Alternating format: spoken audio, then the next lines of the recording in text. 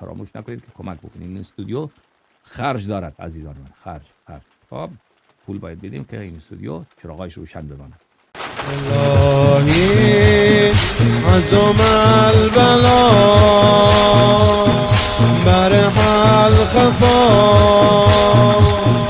داره میباره